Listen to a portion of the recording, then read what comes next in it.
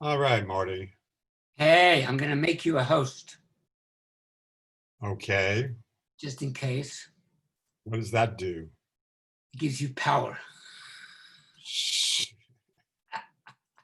It just means you can mute people if something happens. You can do the music. Mute them. Okay. Hey, Marcia. All right, let's see.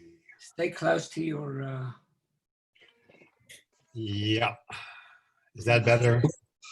Yeah, because sometimes your computer audio is not always great unless you go close up to it. So here we have it. Can you see the doc? The end of communism. Since the end of communism. Since the end of communism. I did some research on my family background, trying to figure out, where they came from and all that stuff. So I found out, I looked up the town they came from. The town in 2011 had 500 people in it. Obviously no Jews left. And at the time that my father was born and was a kid there. Where is it? In Lithuania, right on the Latvian border. And it had 400 and something people, of whom 150 were Jewish, right? That's how small it was. Yeah. It was a nothing place. Here's Marshall. So they were peasants. Oh, well, my grandfather was a bologoler in Yiddish, right?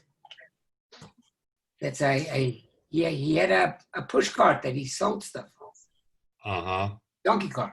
In fact, I have a letter from him that he sent to my father in 1933 in Yiddish.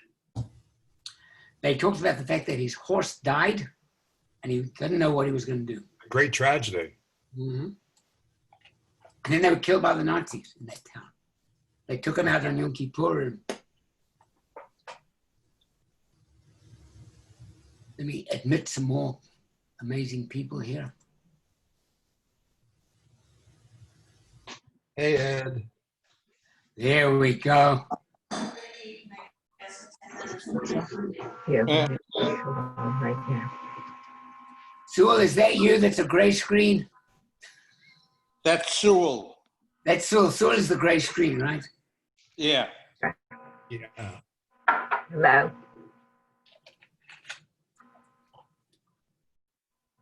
It's Mrs. Sewell. Oh, I think he's Thank you. got the camera is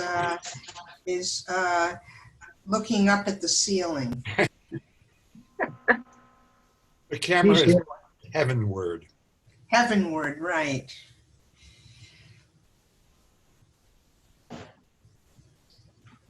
Well, this is the end, folks. This is the end? The end of Wow, communism. number 10 of this series. You realize this is probably the longest class we've ever had at Brit Shalom. This is the end of communism. Well, that too. Yes, it is the end of communism. Well, the Chinese ain't going so. any place. The Chinese are going strong. Yeah, but what the Chinese have isn't communism in the classic sense. Well, the Russians didn't have communism either, did they? Well, that's true. It's a very corrupt. Nobody's had communism in the pure, right? It doesn't exist. Only the kibbutzes. Yeah, Yeah, that's but a good that's- point, Ed. That's not a government, right? That's just a. Yeah, no, I'm studying Yiddish, and last summer I went to a Yiddish camp in upstate New York. It's Camp Kindering from the Workers' Circle. It's used to be the Workmen's Circle. Now it's the Workers' Circle, and they started out as communists back in the 1920s. Hey, my grandfather from London, my mother's father, was a communist. He had a soapbox at Hyde Park at Speaker's Corner, and he used to talk communism. Yeah, but it wasn't that kind of communism. Well, he was disappointed in the Russians. He was a Maoist. that sound? But now it's become more capitalistic. I'm going to mute everybody, Aaron, and then open up. People can open up. Yeah, why don't you do that? I'm going to mute all, and then I'll bring you back in. Okay, now unmute yourself. Okay. Okay, then people can bring themselves in one by one because something was disturbing. Gail, what are you saying that they started out as communists? Who are you referring to? You know, this Workman was Circle. the workman's circle. It was the Arbeiter Ring, and they were communists. Some I'm of them, not sure what that is. So Some of them I'm were- ignorant of what the the ring is. socialists. But what is the ring, the Arbeiter Ring that Ring? you're talking about? Oh, Yeah. it was an organization of Eastern European Jews, and they came to this country. They were, I guess they were socialists, trade unionists. Some of them were actually communists. They were kind of divided, and they had, this organization, and they had their own schools. They had their own camps, and I was at the Workman Circle camp up in upstate New York Okay. last summer for a week. Mhm. I study Yiddish, so Yeah, I got that one. I Okay. went to camp, and it has communist. It had communist origins. Mhm. Now it's a bit more capitalistic, and a lot Okay. of the people that came were most of them weren't socialists. Some of the really older ones, people in their 80s and 90s, some of them were socialists. Uh-huh. Well, I don't know anybody who was a communist in America or South Africa or England or any of these places that actually lived under communist government. Mhm. They're all theoretical communists in a non-communist country, right? Yeah, but most of them were trade unionists, Yeah. and so it goes way back. It goes back to the 20s. My grandfather was for Brent, and I used to sit with him in shul on Yom Kippur and say, "Grandpa, why are you davening? Because I thought you were a communist." He says, "I'm used to doing this, I just do it." You said that at what age, Martin? Oh, I was probably 12, 13. Oh, okay. I thought you said 6. Okay. No. I didn't know my Understood. grandpa. When He we actually came were, to South Africa from London. Okay. When I was Okay. in Okay. 16. Okay. But in any case, he was used to davening. He could daven. I mean, he could rattle it off quick like any Mhm. Orthodox Jew might. That he was a communist. But you did it. You did it. You went to school. You did it. It doesn't matter that he didn't believe in it. when it was Shabbat, basically we didn't do very much in terms of Shabbat. I mean, we said some kind of very secular kind of prayers, at dinner. And then it was like any other day. We had classes, we had, So on Friday night, did you dress up? Or No, did you Friday night was just, Yeah? they had Okay. a Kiddush, but it was very secularized. And Uh-huh. that was it. There were no services or anything like that. Okay. What that brings up in my experience is having lived on a kibbutz, which was totally a-religious. This is back in the 70s. But Friday night was a big deal, but not religious. And everybody dressed up in white. You came in nice clothes. So they definitely, had a division line between Friday and the Shabbat and the rest of the week. It was just like the rest of the week. Okay. And it was, so, some of the people, did acknowledge Shabbat. We did have, some of the people brought wine, and we had challah, but that was about it. I think they lit candles, but the prayer was very secular. Where was this? Marcia, That was Yes. fascinating that you lived on a kibbutz. I did. In 1975 to 76, my father's brother lived on Kibbutz Yagur near Haifa, and it was Oh, very nice. a Our son ma- Edward, Evan went with Young Judea and lived on a kibbutz for the For 3 months. 3 months. Yeah, Young Judea program. those were the days. Yeah. Marty, you keep track of the time, okay? It's 5 o'clock. We'll give people another minute or so. Okay. Because we've almost got our quorum. Hello, people that I've seen a lot of already today. Hi there. Can't see you, but hi, Suzanne. Yes, Hi there. I Waving. just saw you Yes. for a second. Uh, Gail, what was this, a camp you were talking about? Yeah, last summer I went to Yiddish camp Oh, that's right. in upstate New York, Camp Ain't Kinder. happening this year. No, we don't have it. I'm very disappointed. It was a lot of fun. First of all, New York State doesn't want you right now. No, you're going to be in quarantine for 2 14 weeks in days. New York. 14 days. Yeah. I wonder if we'll ever get back to that point where we can do that. Oh God. No, This we're, is trying to break the record. We're winning right now. it's Yeah, Suzanne There's is mostly holding up. people who want us as Floridians. yeah, they'll take us and they can. it's My fun. girlfriend, my friend who lives in Florida, and I had a debate a couple weeks ago which of the governors was worse, and it comes out to a draw. No, DeSantis is worse. DeSantis is, and the other one, Kemp, are the worst. Kemp and Oh, he's the DeSantis are worst. worse than Abbott. The problem Yes. with going to Florida, you have to be 80. Well, Some we'll of us get there. don't We'll have get much there, to Sandy. get to wait for that as you and you have would think, Aaron. and you have Actually, to by have, the time, wait, and you have to have a But- New York driver's license. by the time Yes. my dad got to be 80, we moved him out of Florida here. So it all depends on who's there at the other end. Aaron, I'm gonna mute everybody and I can open up as needed. Yeah. So I'll mute everybody and then I'll have to unmute you because. Unmute them. Okay, now I'm gonna ask you to unmute yourself and you're on. I've unmuted myself. You're We're on. ready to roll.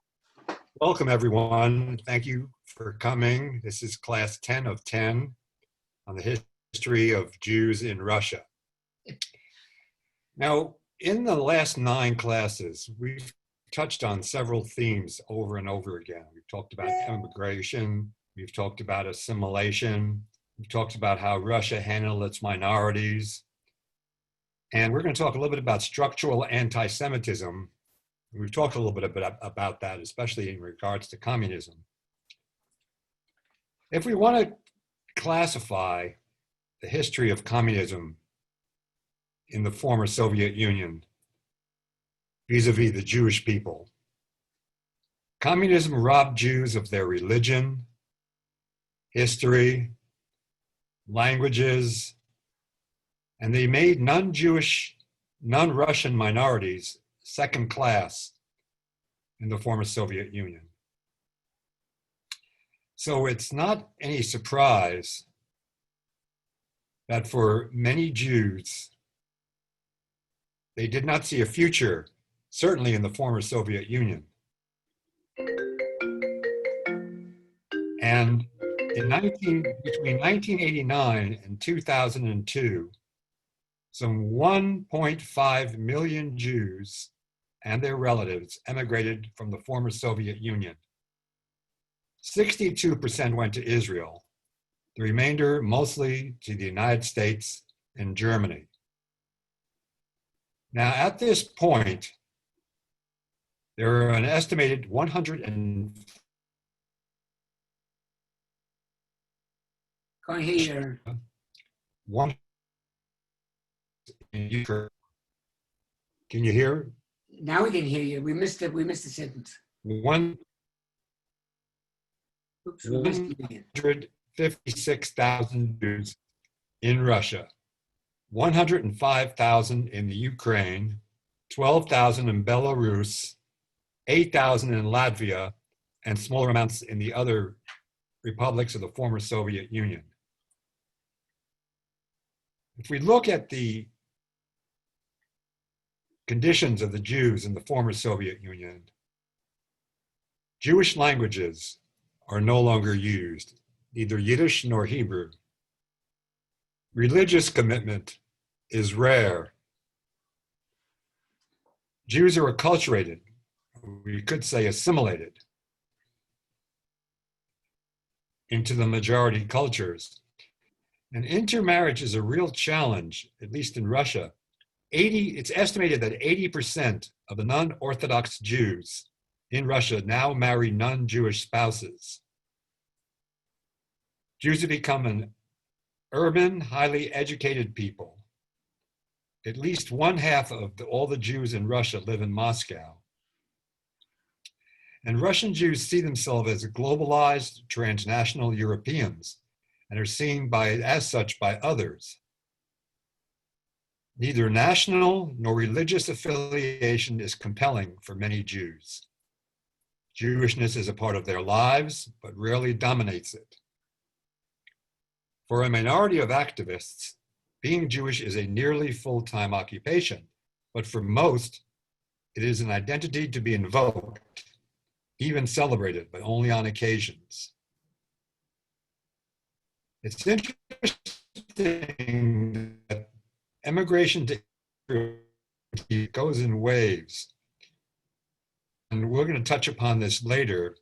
There's a current wave now that's increased in numbers going to Israel.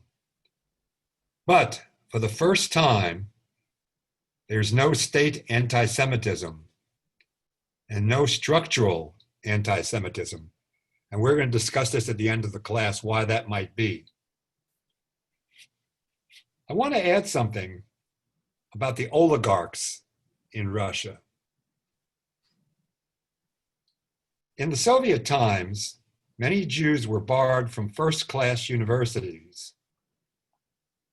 Thus, they went to less prestigious schools. One example is Moscow's Institute of Oil and Gas. Quite a lot of Jews went to the Moscow Institute of Oil and Gas. And of course, after the end of communism, many of these people helped develop Russia's oil industry. And it was estimated after communism that 6 of the 7 richest Russian oligarchs had Jewish family links.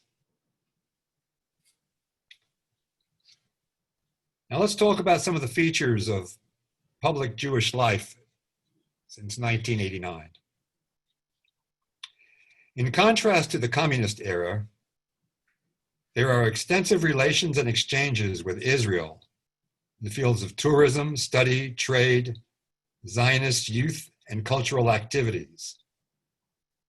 Similarly, public Jewish organizations have been accepted into international Jewish bodies and are active in diaspora affairs.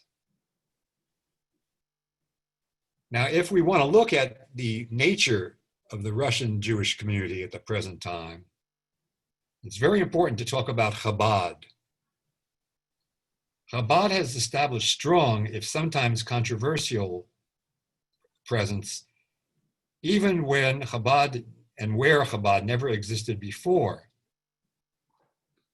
Now, most religious institutions in Russia are officially Orthodox.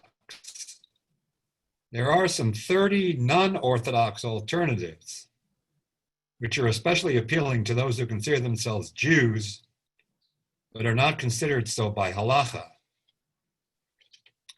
A wide range of Jewish organizations has developed, as have Jewish schools, You're fading. newspapers, and welfare institutions. Can't hear you, Aaron. Oh, okay, thank you. Jewish public, visible and unimpeded, attracts a much larger and diverse constituency than it did under communism. The main issues that the organized Jewish Russian community faces are a restoration of public and private Jewish property. We studied a couple of classes ago how many synagogues and Jewish organizations were seized under communism. Many of these are slowly being restored to Jewish ownership today under Putin's reign. Also, the community is developing attractive and meaningful non-religious forms of Jewishness. And of course, there still is anti-Semitism. There was an interesting survey that I read. It was a survey of Russian attitudes towards Jews. This was done in the past few years. And according to that particular survey, the researcher, sociologist, a Russian sociologist, found that 23% of the Russians who he surveyed harbored anti-Semitic feelings. I want to read a text by Anya Ulinich. She's the author of Petropolis, a contemporary novel. When the Nazis came was the opening sentence to a lot of my grandmother's stories. These stories usually had a moral. When the Nazis came and we were on the train to Siberia, I saw a boy from our building went the story of the picky eater. Before the war, this boy had been a picky eater, but now he was hungry and he was begging his mother, "Can I please have some bread?" But this time, no one had even a crust to give him.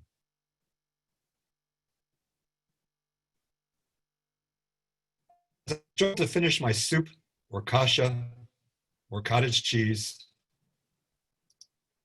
Grandma would reward my eating with more stories about the bombing of Kiev, about the 1 potato per day rations in Siberia, about the huge snowshoes an old man had lent her in Novosibirsk,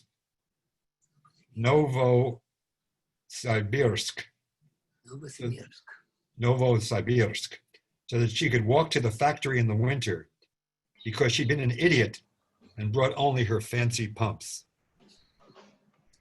I'm tempted to deny that these stories had any psychological effect on me, because they had would seem like a cliche. My entire built environment, from the concrete tower block where I lived to the plywood and veneer furniture in our apartment, was roughly as new as I was, unconnected to history. My neighborhood didn't even exist in 1941 when my 24-year-old grandmother, a communications How engineer. do I bring up the the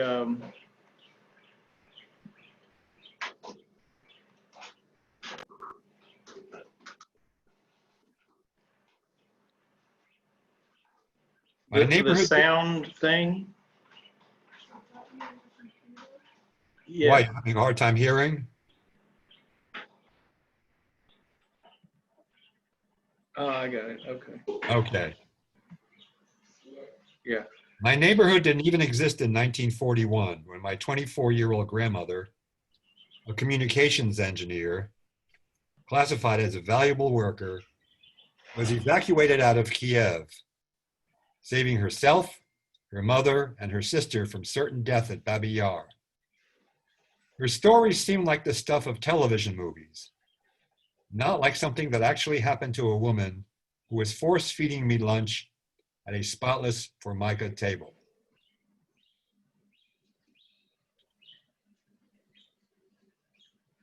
There is a real gulf between older Russian Jews and younger generations. Older generations,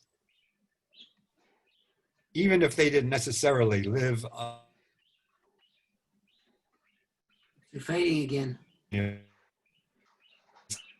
parents under fascism. So they have this stories. Aaron, you're cutting out a bunch now. Jews do not. Okay. I'm jumping on top of here. Yeah, There are yeah, four, go back to four principal indigenous nationwide organizations because we didn't hear any of it. okay. If we want to look at Russian Jewry, it's important to look at four principal indigenous nationwide organizations. First of all, there's the Vaad, formed in December 1989 as the umbrella organization of the new local Jewish communities. That organization really doesn't have much power and much push right now. Second of all, there's the Russian Jewish Congress that was set up in 1996. The RJC attempts to unite, expand, and raise local funds for all kinds of Jewish activity. So it's not a religious organization, it's much more of a political, cultural Jewish organization. Then you have the Congress of Jewish Religious Communities and Organizations of Russia, Kirur, formed in 1993. And this is one of the two major religious associations that includes all non-Hasidic Orthodox communities. Then you have the Federation of Jewish Communities of Russia, FEOR, created in November 1999 by Chabad as a competitor to the RJC and Kirur. So there are two major important Jewish organizations in Russia right now. One which is affiliated with Chabad and one which is not. And we're going to come to the importance of this division later on. By 1999, some 70 universities of the former Soviet Union had programs of Jewish studies with a total enrollment of 2,500 students, including some non-Jews. By 2001, this had grown to 95 universities, with 5 in Moscow alone and 2 more in St. Petersburg. There's a Center for Jewish Studies, which has a prestigious Institute of Asian and African Studies that had 85 students enrolled in the 2001 academic year. And have any of you been to Moscow since 2012? Well, there's a huge museum in downtown Moscow, the Jewish Museum and Museum of Tolerance, which is considered to be the most impressive Jewish museum in all of Europe. Now, I haven't been to it yet, but everything that I've read online talks about that particular museum. So what are Jewish communal attitudes like? How do Jews in Russia see themselves?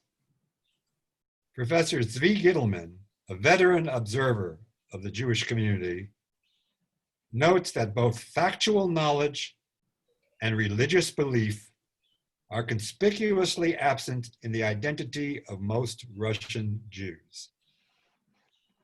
Instead, their Jewish identity is based primarily on feeling, a feeling of pride in one's nationality, and a feeling to defend Jewish honor and dignity. These values far outweigh Sabbath observance, the marking of holidays, or the avoidance of intermarriage. Similar attitudes were found in another study by Rosalia Ryvinka, a sociologist affiliated with Moscow's All-Russian Center for the Study of Public Opinion. In a survey, she found that a sample population chosen for their Jewish surnames identified themselves overwhelmingly as Jews, but knew little about Judaism, felt distance from traditional Jewish culture, identity Oops, culture. cutting out. It's not hard to understand this situation when one considers the background of religious and cultural deprivation of the Jews of Russia and the high rate of intermarriage that has existed for close to 3 generations. The president of the Russian Jewish Congress defined Russia's Jews, and I think this is an interesting quote, as the first post-assimilationist Jewish community, formed by Jews who identify their Jewishness first and foremost as a nationality and not a religion. So I want to stop here for 1 second, and by a show of hands, if I were to ask the people who are here, do you identify first and foremost Jews being a nationality or a religion? How many would say first and foremost the Jews are a nationality? How many would say the Jews are first and foremost a religion? So Aaron, I have to make a comment. I think Jews are neither. I think Jews are what we would call a people. That's different from a nationality and different from a religion. A nationality has to do with citizenship in most of the Western world. So if you're in Israel and you are an Israeli citizen, your peoplehood is Jewish or Arab, not your religion necessarily. But the Russians have always treated Jews as a nationality. In their Exactly, passports, their nationality was said Jewish. Yeah, because their ID card has this: are you Russian? Are you Jewish? Right. Are you, Well, Right. yeah, are but you remember, So Ukrainian? that's why Whatever. they think of themselves as a nationality. remember, it goes back to what several classes back in which I talked about the problem of empire and how do you treat minorities in an empire, and then under communism, how do you treat minorities? And it was handled in both cases as national minorities. So it's not surprising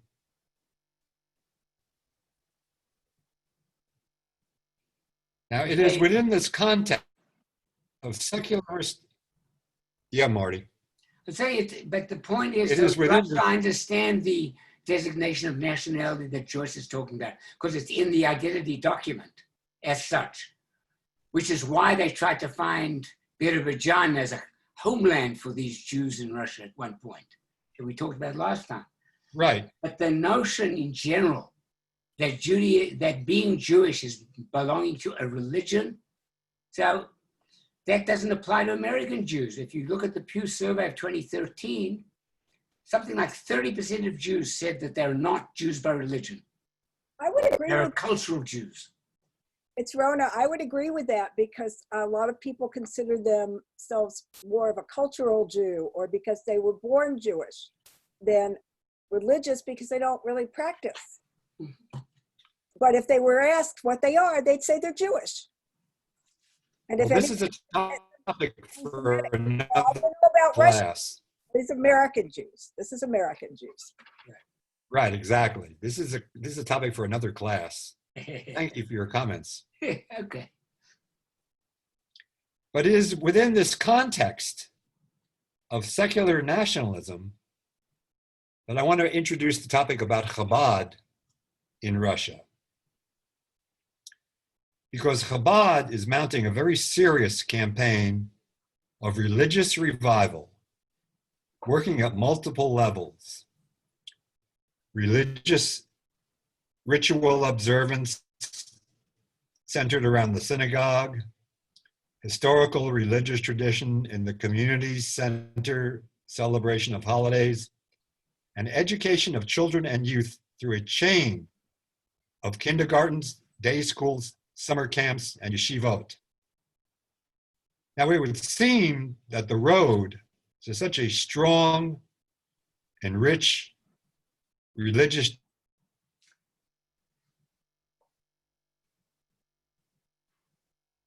but Chabad is full inroads.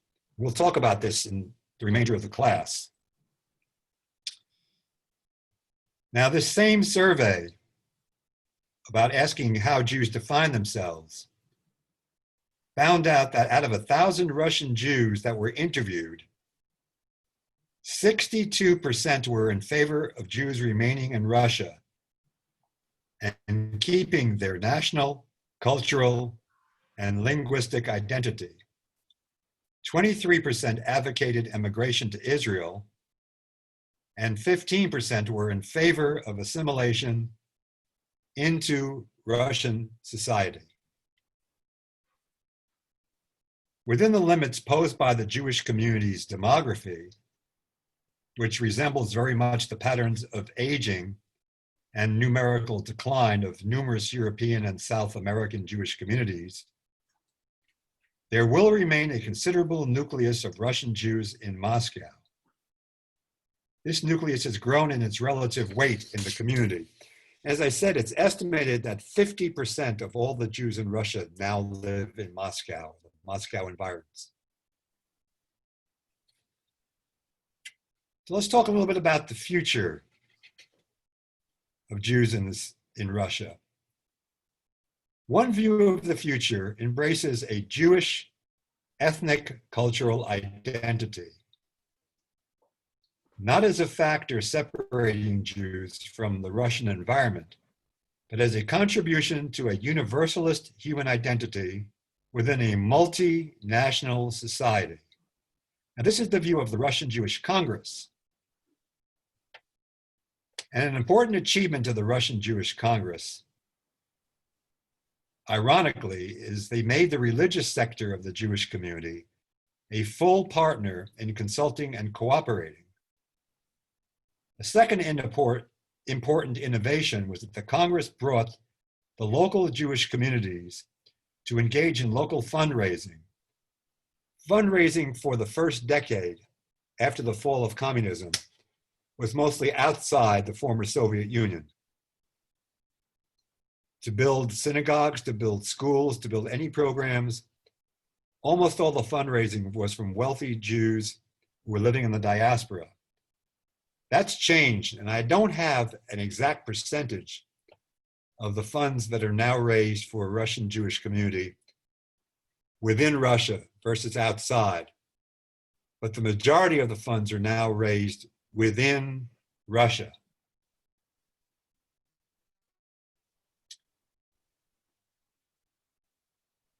Now, one of the important sides to Chabad's success in Russia is that many of the core community leaders and the rabbis are not the children of foreign-born Hasidim, but ex-Soviets who became Balei Tshuva, returnees to Judaism, and made the conscious choice not to emigrate. Okay, let me make that point again, that most of the Chabad leadership are locals, not from outside Russia. And this makes a huge difference in the way they relate to Russia, its people, and its culture. Now, at the same time, there are right-wing elements, as well as a deep-seated national history of anti-Semitism in Russia. But one thing that's interesting is the policies of the Russian government under Vladimir Putin have been remarkably devoid of anti-Semitism. Now, I'll tell you a little story. There are two chief rabbis in Russia. One is a Chabad rabbi, Beryl Lazer. Now, he's recognized by Feor, but not Kiror.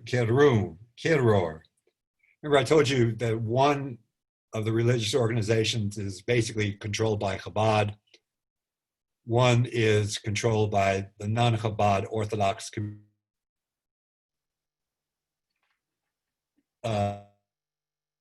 It's obvious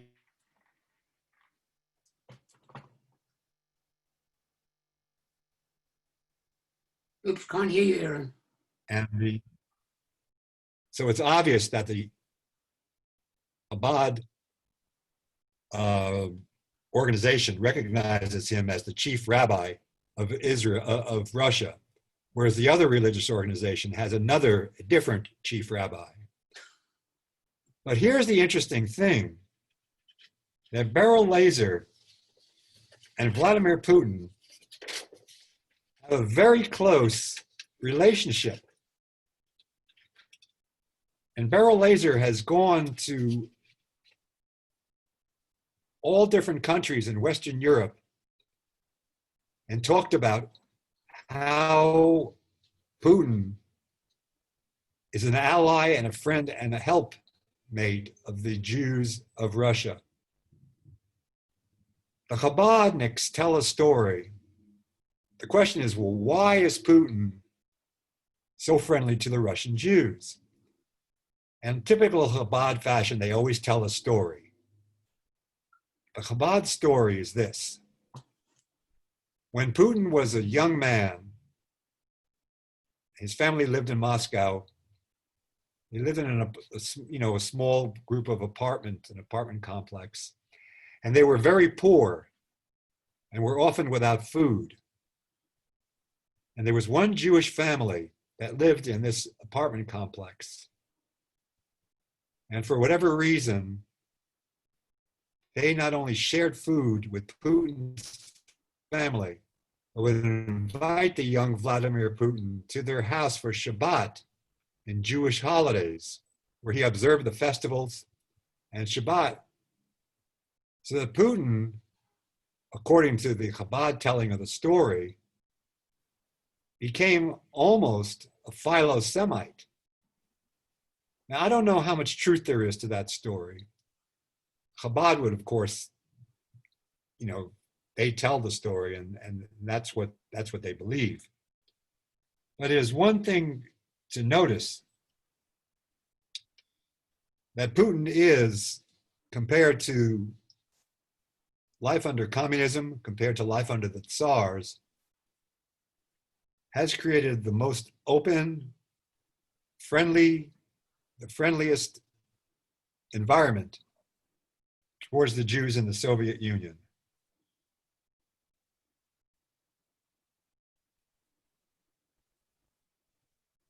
And by the way, this story appears in the official biography of Putin,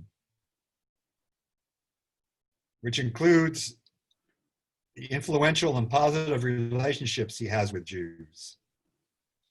Now, this influence suggests a personalized, hyper-centralized regime. But basically, that's what it is in Russia under Putin. So here's the question. Are Jews part and parcel of the Russian nation, where their triumphal story being that of a model Russian minority, and part of that being a model Russian minority, like the Chinese are considered here in America, the Jews in Russia are considered the most educated and most overrepresented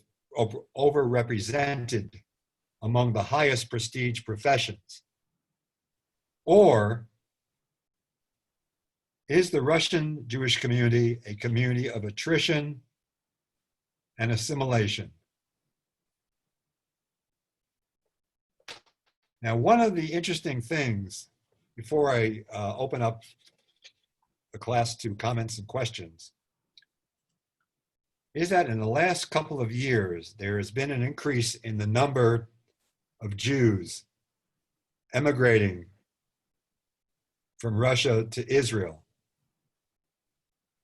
And part of it is because of economics. There's not an economic boom in Russia anymore at this point. Part of it is because there's a fear of Russia becoming more illiberal. And part of it is also increased amount of crime in the big cities in the Soviet Union.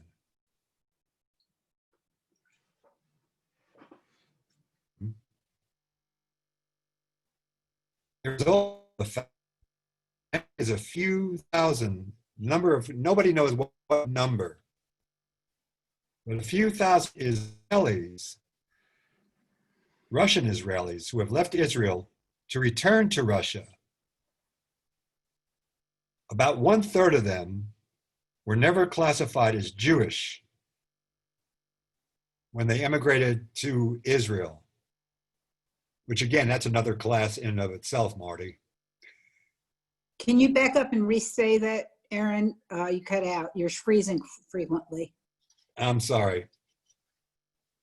That there are a few thousand Russian Israelis. Nobody knows the number or even can hazard a guess at the exact number, but who have left Israel to return to Russia.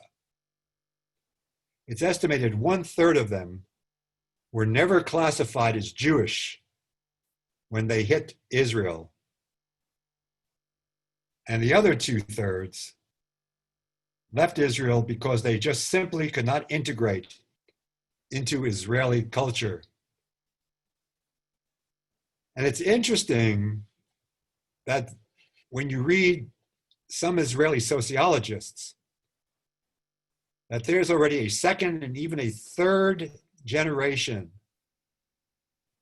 of Jews from the former Soviet Union who have still not integrated into Israel.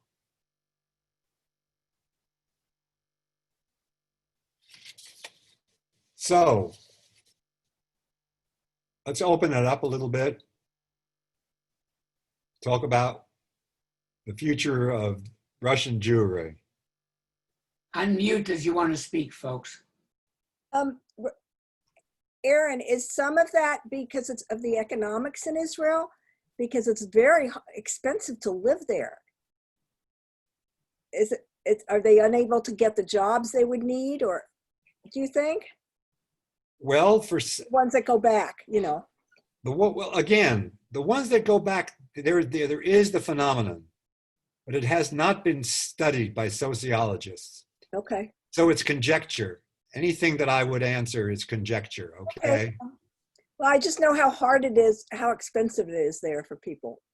And I'm sure that, you know, if they can't get a decent job for some reason, plus they have to learn a whole language if they haven't learned it yet. You know, there used to be a lot but you know what? People cab You're drivers. talking about different, further generations Right. that have certainly learned Hebrew by now, and Right. Well, They have a better education than the earlier one. But Rona, Yeah. people who make decisions sometimes on very illogical premises. Yeah. There was one article that I read that was interesting, that someone, and I can't remember, I'm sorry, I don't remember where I read it, but he interviewed one of these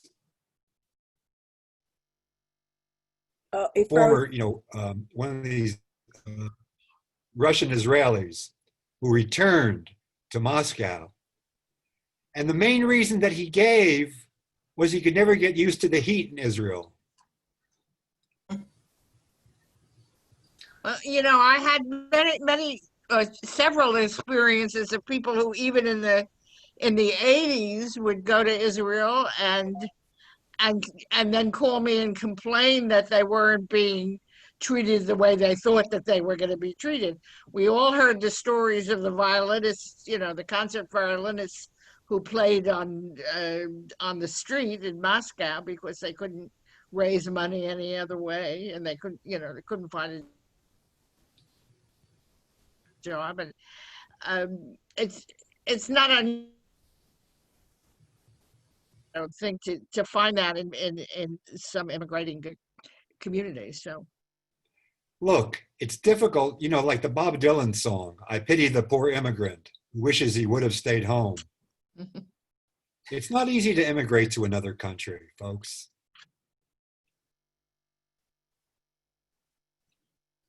Here I am.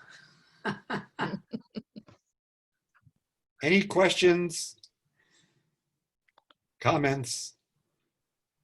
Aaron, I just wonder about the Jewish situation in Russia longer term, because Putin rules over a country with a very low gross domestic product.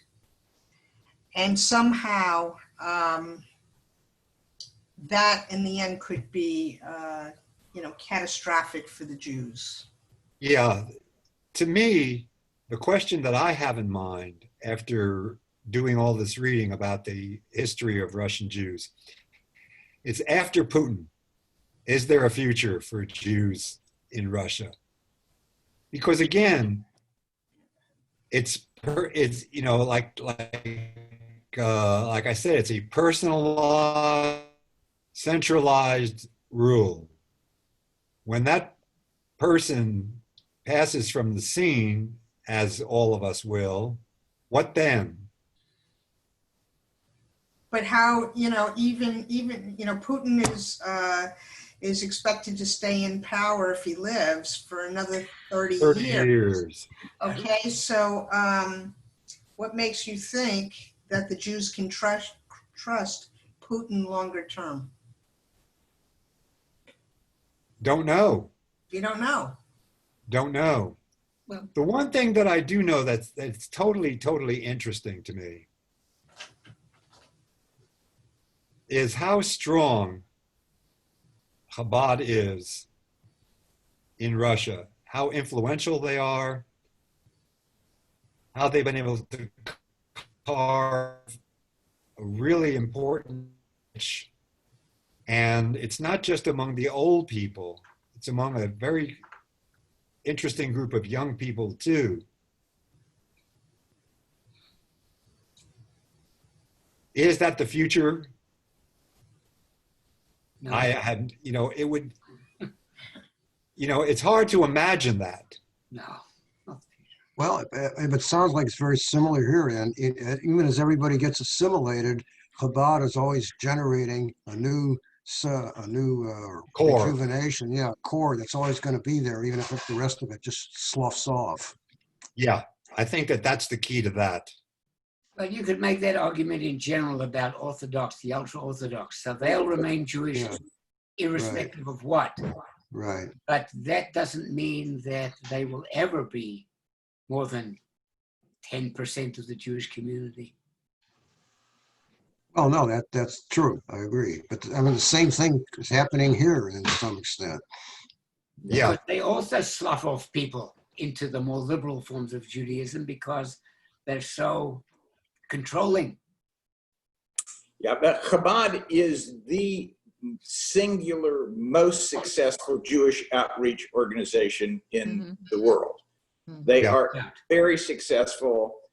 They will reach out to people.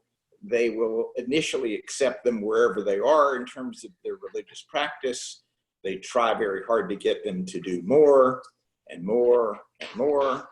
For some people who have had no religious training or upbringing, and they have, for whatever reason, a fervor to be Jewish, it's a very appealing thing because it's sold as an all-encompassing, authentic way to be Jewish.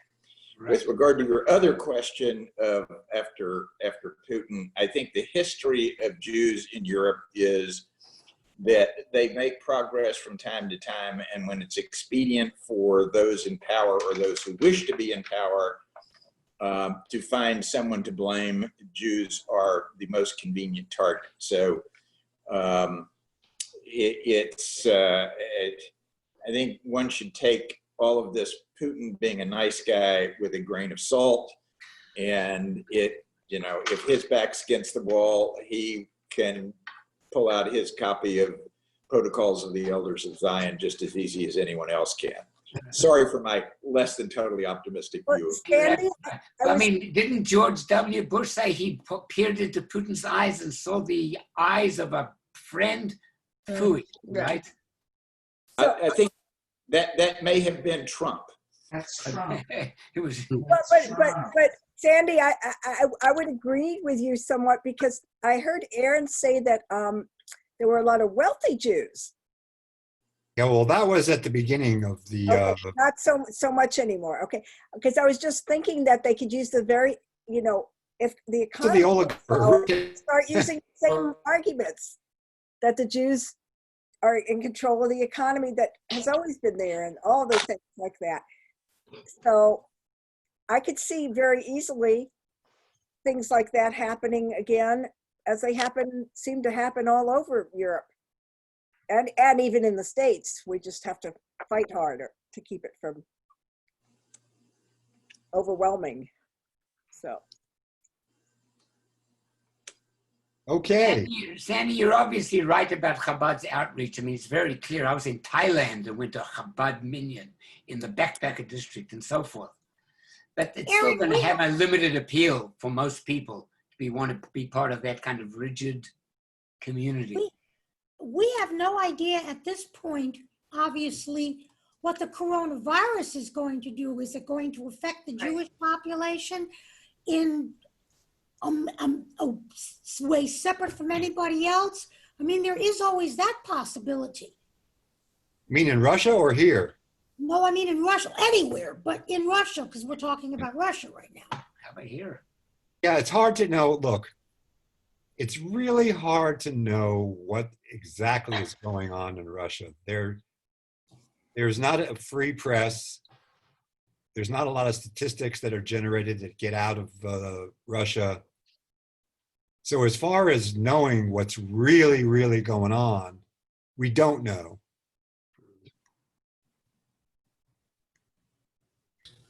That's the bottom line. We don't know. It's the bottom line for the class, yeah, right. I want to thank everybody for coming week after week. Thank you, Aaron. Thank Thank you. you. It's going to be strange. It's going to be strange next Sunday, not sitting down at the computer and checking in for this class at 5. Really? Aaron, do you know what you'll be teaching next? No, I do not. Does anybody have any things that that they particularly want to throw out as topics while we have them? Marty, how many minutes do we have? I don't know. We can go on talking, chit-chatting. I don't think it's going to cut us off. Does anybody have something on the that, screen share then? excuse me? I was hoping Marty could take down the screen share so we could see each other. Oh, that'd be good. Oh, sure. Absolutely. There you go. Thank you. Thank you. Okay, that's better. Yeah, so let me get a consensus or at least some ideas. Has anybody thought about stuff that they want to learn? Ooh. Anything in particular? There are two things that I found very interesting in classes that I've been taking, and one has been 1492 in Spain. You know, what happened between Senor and Bravanel, you know, actually what was happening that year. And the other thing is very early American Judaism. Yeah. Would be very interesting too. Yeah, Melton is offering a couple classes, their trial things on that, but that's an interesting subject. Early American Jews, because it's very different from what we perceive. There's a new book that just came out, by the way, on the early history of American Jewry, which I'm going to probably have to corral. What's it called? Do you know? I have to look it up. I'll send you an email and see if you can give me the name, because that sounds something like I'd want to read. If I Okay. ever make it through this book, Jewish Identity in American Arts, the Golden Age since the 70s, I would be willing to do something on that, but myself, but I got to make it through the whole book first.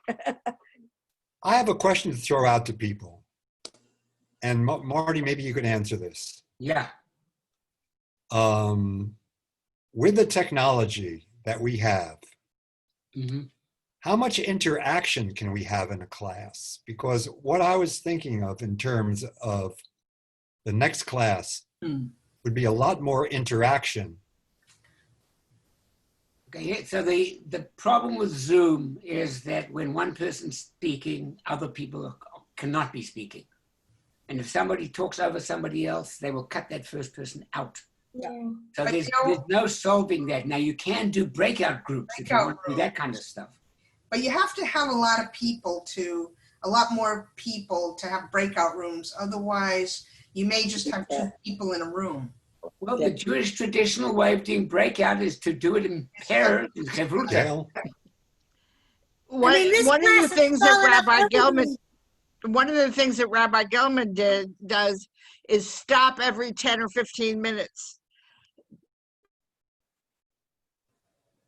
And people to talk and it makes it a little bit more interactive. Yeah, so what some people Yeah, are doing so- that I've been on, Aaron, is that they ask people to put things in the chat, their questions in the chat.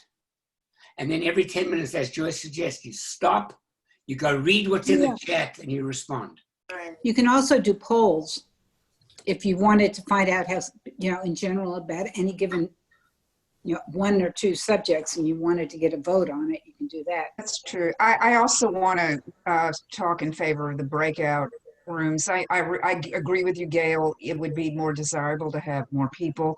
But even if you break it up into 3 or 4 people in a group, and then give it 10 minutes, 15 minutes, whatever you want, then we come back, I think that would really help with the interaction. I had a good experience with the book club on that. Yeah, another thing, if you have a moderator to handle the chat questions, who is different from the person actually giving the talk, and every once in a while, the moderator can come in with the questions. So the person giving the talk doesn't have to worry about interrupting her or himself. Now, that's Good typically idea. what happens is that the host is monitoring the chat, and then when the speaker stops for 10 minutes, they read the chat to the host. Right, It doesn't work. right. And in many cases, the chat room, because I'm supposed to do something that was going to involve this, the moderators are given a specific, you have to talk about a specific set of questions so that when you come back, everybody at least discuss some of the same thing. Well, that to me was a given. It isn't always. I've been in breakout groups when it's not, you get a vague general thing to deal with, but nothing really specific. Well, that's not going to do anything. Yeah, that's not going to work. No. It's a very programmed approach that I was thinking of. And can we, we all know each other, but can we, if you have people that are not familiar, we need to introduce each other, introduce ourselves in the beginning. Here, it's wonderful knowing everyone in this class. Yeah. Yeah, well, that's a good point. Yeah, my breakout sessions. You can do them on the fly, but sometimes if you get people to sign up, you can assign breakouts ahead of time, and then it's really slick. I've had different breakout experiences where sometimes they've been great, and other times I've been with people who just really aren't terribly interested. They just want to listen. Okay, what about a day and time? This time is good for me. Pretty good. This is a pretty good time. Look, or Sunday morning. Where are we going? Well, it could be another class on Sunday morning. That's the thing. Yeah. Well, you could be. There's a lot of stuff on Sunday mornings, as you know, Aaron, from doing the one, focusing on the Beth Yeshurun people. There's a lot of classes, and a number of us, when those start up again, may go to some of those. So Sunday evening, 5 o'clock, not a bad time, I don't think. Mm-hmm. Sarah's making a face. What would you like, Sarah? Oh, no, I like just as soon have it in the morning, because once I get started throwing myself into paint, I'm done, Yeah, I forget to come down. I actually was going to go paint, and I didn't. So. Yeah. Mark Levine has a class every Sunday at 10. Yeah, it would have to be at 11. It'd have to be after that. Well, there's also, we have a discussion group a couple times a month, and some of the people are the people who come to classes. I do that, Gloria and Ed, Lisa. So even there's, sometimes a cross. But yeah, Mark Levine, I think he's going to be doing it. And I know he's going to be doing some stuff on the high holidays because of the different high holidays this year. I was thinking that, and I did this for Mark's class. Some of us invited other people from other cities to attend the class, and we have a much bigger class. Do we need a bigger class? No, Not necessarily. Just makes it harder to communicate. Yeah, I've Yes, been in a couple agree. of big classes, you know, with 150 of my closest friends, and it's really hard. Yeah. Yeah. That I mean, being so some- said, my sister may want to come to some of these, so yeah, if we invite one or two people, I mean, if that's fine. If it got, I wouldn't go hog wild and just announce it to the world. We only have like 20, Mark's class has about 20 people. And Yeah. he that's knows people from other synagogues that he worked at, so they come to the class. So altogether, it's about 20. Yeah, about that would work. But that's because he's also teaching it on Thursdays, which I haven't been able to go to because of the mountain classes. So, and the So, same thing yes, with his I think high that's holiday good. classes are going to be several different sessions. Yeah. we should do I mean, like- there's nothing magic about Sunday, is there? Why can't it be 5 o'clock on Monday or Tuesday or whatever? Because there are other other stuff sometimes at those hours. I think Sunday is a good time. Yeah. Yes. I it's agree. Good for me too. Look, Sunday morning is pretty full of Shalom. I think that 5 o'clock has been working pretty darn well. I do too. It worked for me because I had another meeting earlier and I wouldn't have gotten to come. Yeah, as long as I can remember. Yeah. Yeah, this is the third thing I had today. I'm trying to think, what am I going to do my laundry? And then I remember the washing machine's like 12 feet away. Still trying to get used to that. He said nobody can smell you. Bye, Don't everybody. worry. Yeah, I think you're just trying to avoid doing laundry. That's why you come to the class. No, Sandy, I love having my own washer and dryer. This is the first time in I'm Houston. sorry. So, but you know, still have Okay. some of the old things. The only thing Okay. that got to me about the time was because I wanted to go either to the singing group or the other meeting today, and the pool doesn't have an earlier session, was I didn't get to go to the pool today, but that's okay. Okay, so 5 o'clock. Keep the time. Okay, keep that. Right now, I hear consensus for this is not a bad time. It's not. It's not a Correct. horrible time. okay, Okay. thank you all very much. Thank you, Everyone have a Larry. good week. Thanks so Bye-bye. much. Thank Take you. care, everybody. We're signing off. See you all. Take care, everybody.